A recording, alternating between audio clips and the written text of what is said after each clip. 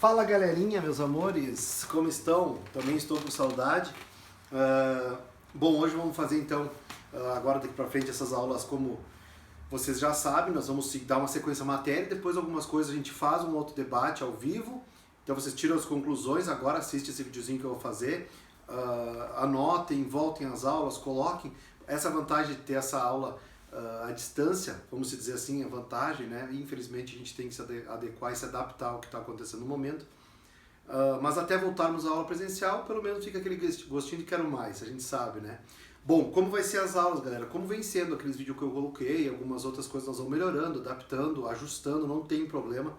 Mas sempre dizendo para vocês que a velocidade vai ser aquela sempre de sala de aula, nós vamos tocar direto.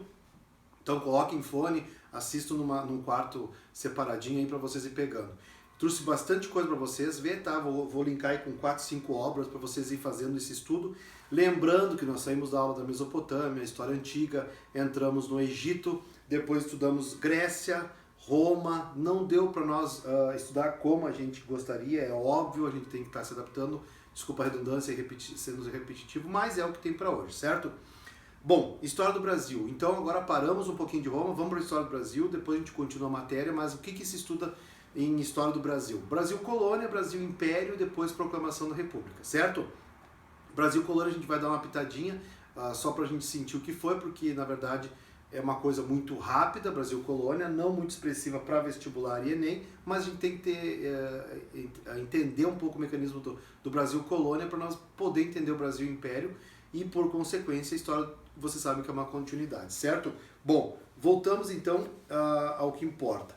Bom, o governo de Dom Pedro I e o período regencial. Galera, nós vamos estudando conforme a apostila e o livro aí, nós vamos puxar, dar um puxadão, porque essa apostila é muito boa, tá? Nós vamos puxar então e depois conectar com as outras obras aí que eu vou mostrar para vocês e referendar. Por que é dividido Dom Pedro I e período regencial? Galera, entre Dom Pedro I e Dom Pedro II teve esse período regencial que é de extrema importância. E depois, no andar da carruagem, eu vou provar para vocês o porquê.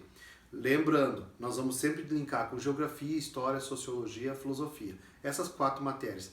Vamos jogar a religião para dentro? Sim, em breve, quando nós chegar aqui dentro do Brasil imperial e regencial. Porque ali vocês vão ver que a igreja vai entrar realmente no poder da política da história do Brasil. Então, não esqueçam, nós vamos ter que estar sempre transitando nessas matérias.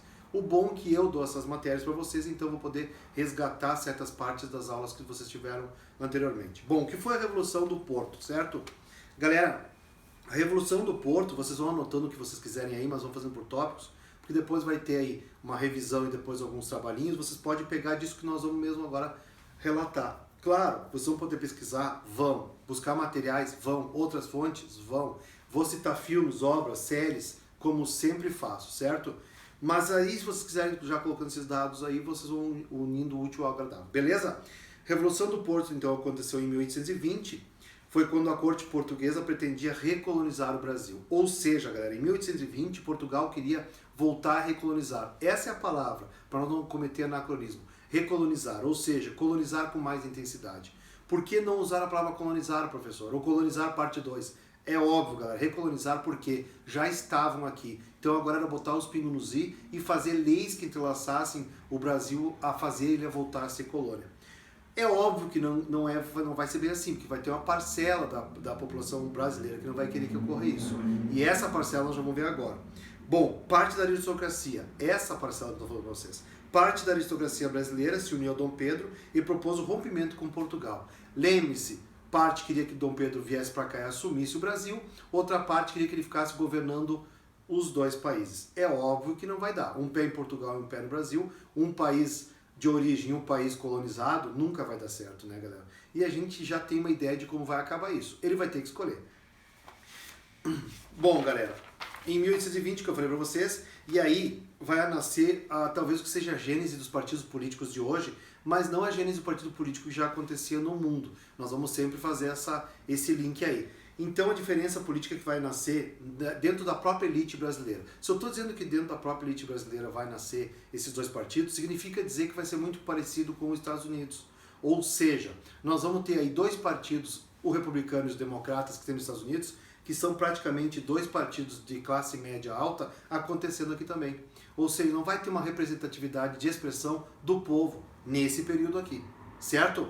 É ocasional? Não. Eu sempre digo para vocês que a história do Brasil ela é ímpar, ela é sem precedentes, mas ela nunca é casual. Esse é meu ponto de vista como historiador. Alguns vão divergir, é isso que faz a nossa matéria interessante e intrigante. Vou provar para vocês por que eu acho que não é nada ao acaso. Olhem só, o Partido Português ele era formado por comerciantes lusitanos, alto comando militar, todos favoráveis à recolonização para manter os privilégios de estrutura colonial. Ou seja, o Partido Português, lá de Portugal, é óbvio, queria o quê? Força nas estruturas que iam manter eles ligados à terra e à exploração colonial aqui no Brasil. Mas, por outro lado, um novo partido que surgia, o Partido Brasileiro, com burocratas, comerciantes, grandes proprietários de terra e benefícios obtidos a partir da mudança provida com a chegada de Dom João VI.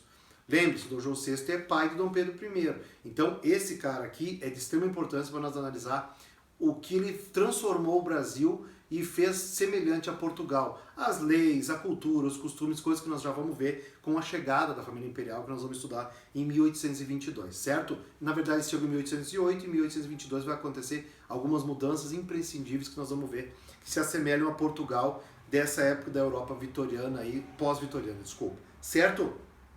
Bom, perceberam? O Partido Português, comerciantes lusitanos, alto comando militar, favoráveis à colonização e estrutura colonial. Por outro lado, o Partido Brasileiro, burocratas, comerciantes, grandes proprietários de terra. Os dois partidos são de elite, vocês perceberam? Então já dá na sua fala aí para vocês entenderem que o povo vai ficar nessa base que hoje nós temos aqui piramidal, embaixo na cadeia alimentar, certo?